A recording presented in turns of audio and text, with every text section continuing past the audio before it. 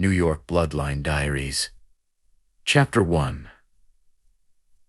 The night the bloodline began, the rain never stops in New York. That night, the streets were quiet, but something dark was about to be born. In the shadows of Brooklyn, a young man named Adrian Rossi stood outside an old warehouse. The city lights reflected in the puddles on the ground, but his eyes were colder than the night itself. Adrian wasn't always like this. 10 years ago, he was just a kid who believed in family, loyalty, and dreams. But New York has a way of breaking people, and sometimes it turns them into monsters.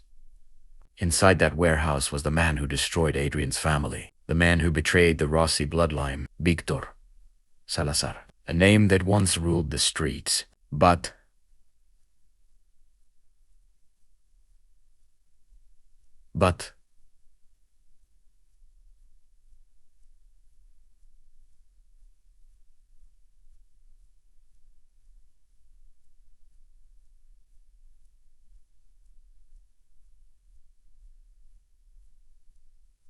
pasa, the story was about to change. Adrian slowly pushed the metal door open. The sound echoed through the empty building. Victor was sitting at a table with 2 guards beside him. He looked up and smiled. So, the little Rossi boy finally grew up. Adrian walked forward slowly. Every step carried 10 years of anger, 10 years of silence, 10 years of pain. Victor laughed. You think you can walk into my place alone and scare me? Adrian didn't answer. Instead, he placed a small photo on the table. It was an old picture of a family. A father, a mother, and a little boy.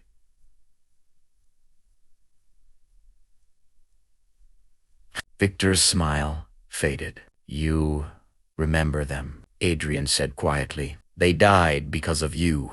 For a moment, the room went silent. Then Victor leaned back in his chair. Welcome to New York, kid. People die here every day. Adrian looked at the guards, then back at Victor. But legends are born here too. In a second, everything exploded. The guards reached for their weapons, but Adrian was faster. A chair crashed. A gun fired. The warehouse filled with chaos.